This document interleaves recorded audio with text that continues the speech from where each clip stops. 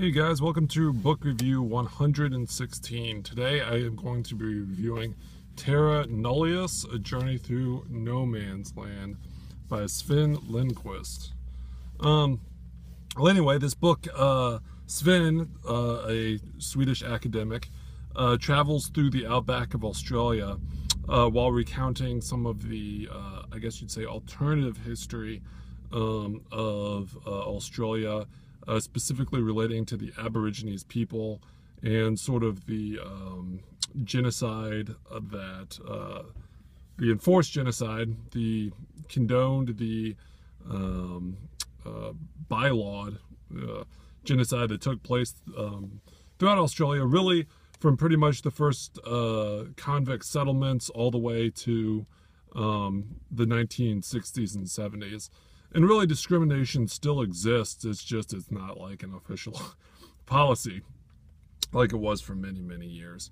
Kind of some of the things that he focuses on is in the early 1800s, I believe, or maybe it was like the early 1900s, the Australian government set up a policy where full-blooded Aborigines were able to stay with their families, but half-bloods or half-castes, being primarily from Aborigines mothers and just a little bit, and white fathers, a lot of time, most of the time illegitimate, were taken from their mothers and put into boarding school in a policy seeing that the half castes could be manipulated into civilization. Really, a lot of this book is sort of about Western ideals and how, even though the ideals might be at times be high, really sort of when you get into the nuts and bolts of it, both the more day-to-day laws as well as certainly the enforcement of those laws is not just.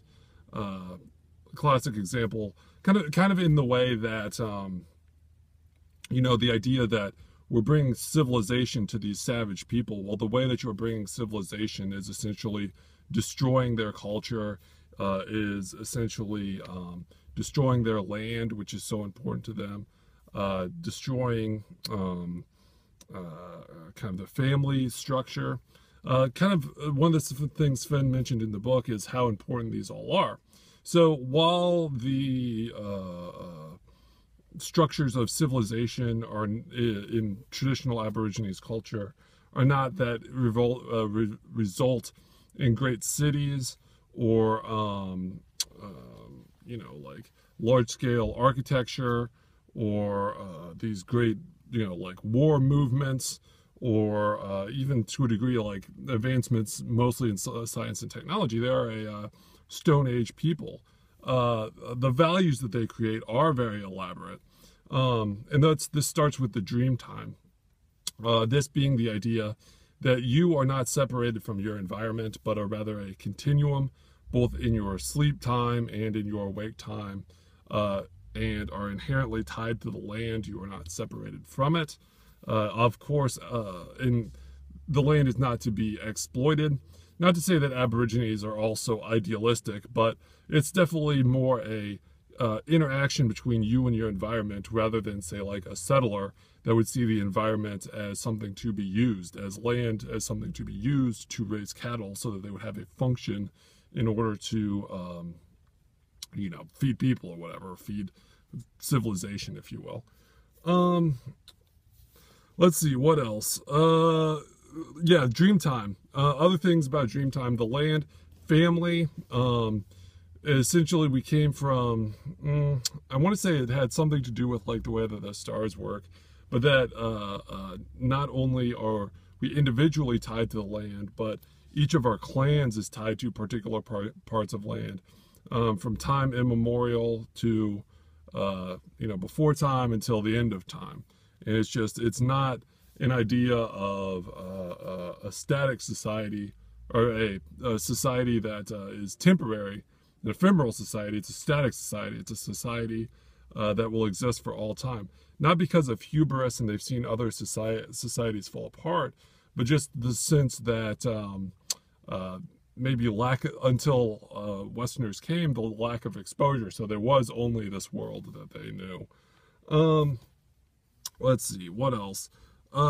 There's definitely, each tribe has like a land mammal. Why did I say land mammal? Some sort of tribal animal that represents it, being the kangaroo or the emu or whatever, some sort of snake. All of the native peoples of that area, and you couldn't eat of that animal. Like, you couldn't eat them for sustenance.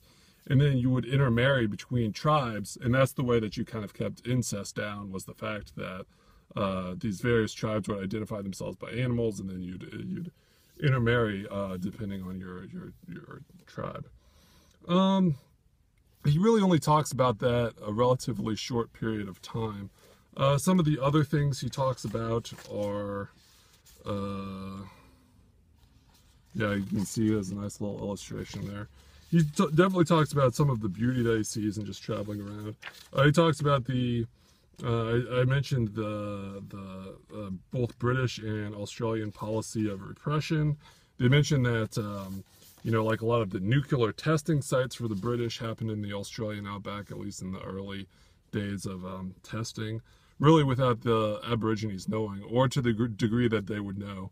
The British would give some token announcement to the tribe, but there's no way that they could try to like evacuate people. I mean, these people are inherently tied to their land. They're also nomadic to semi-nomadic.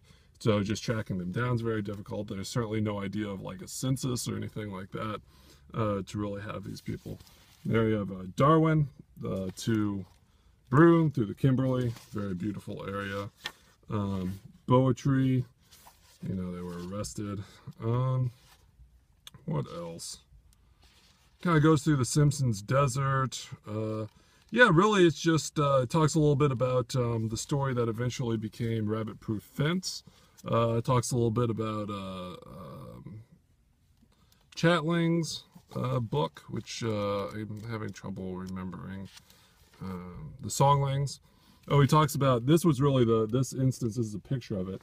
It's really the first instance of Westerners trying to have some sort of study of Aborigines' ways. And I guess I shouldn't broad base that all Westerners were bad. Actually, there were a number of Westerners that really tried to integrate themselves and were very humanitarian and tried to understand the culture. But the larger society, particularly the government, would really dismiss these people and tell them they needed to go by the wayside. Well, anyway, my battery's running out, so we're going to have to do this in two parts. Terra Nullius, A Journey Through No Man's Land. I'll be right back, you guys. Hey guys, this is book review 116, I believe. I'm continuing Terra Nullius, A Journey into No Man's Land by Sven Lindqvist. Well, a couple other things about this book, and I'll make this real short, was sort of the, I mentioned earlier that the Australians thought that the Aborigines were savages, that they were subhuman almost. And there were really sort of two kind of viewpoints on this. One is that they could be corrected through modernization, which I already mentioned. But one of the things that I didn't mention was kind of almost how this was taken as a scientific study. There was a guy that went to Australia that actually would go around to sacred burials, to areas that Aborigines viewed as, the body returning to the land. I mentioned that earlier, the very importance of the body being part of, not separated from the land. And he would actually go, and he was a grave robber, and he would steal these bodies to be taken back to Europe to be used in museums as display pieces. A couple other things. Obviously, the effect that alcohol had on the Aboriginal population was mentioned in the book. It mentioned through both alcoholism and disease how the number of Aborigines within the first, like, I think 50 years of Australian contact, or maybe 100 years, had declined by 90%, some crazy number. Yeah, so it's really kind of a pretty bleak, grim book, but yeah. Oh, one thing else that I forgot to mention was really kind of the thing that led to the end of this was kind of as civil rights were taking hold across the globe, from Europe, but particularly in the United States in the 1960s and 70s. There was word of this kind of spread to the Australian Aborigine community, and I think it would be a little bit hearsay. Sorry, somebody's sharpening their pencil. To say that the African American civil rights movement was what really led to better conditions for Aborigines within Australia, but at least informed them that there were other people in areas of the world that weren't taking this BS from white people, from colonizers, or essentially. And so really one of the things that sparked it was, and it's mentioned in the latter half of this book, was there was a native art movement that happened in a lot of these resettlement camps. Oh, here's a picture of the guy. It's one of the guys. I think this is one of the guys that actually was not considered a revolutionary for his art, but was the first one to really be seen as that Aborigines had something to offer. So he was sort of his name's William Dargie. He was one of the forefounders, if you will, of this Australian art movement, but his was just Aborigines seeing that, or white Australians seeing that Aborigines had talents and they weren't just sort of like chattel. And then later, on some of these reserves, let's see if I can find some of this stuff, they were viewed more as, oh yeah, here you go. They were viewed as kind of revolutionaries, and what they did is they painted walls and doorways and ground as a way of sort of, through art, reclaiming some of the territory that they had been displaced from and claiming their new territory as their own. And essentially this art started gaining, tens and hundreds of thousands of dollars to be sold in museums all over the world, coming back to the Aborigine community, and really enabling them to kind of have a voice, if you will, through their art, and also, honestly, through a lot of the monetary support that their art provided. Yeah, so I think that that's a fair review of this book. Terra Nullius, I'm sure I missed a whole lot, but Terra Nullius, A Journey Through No Man's Land. All right, check it out, you guys. Bye.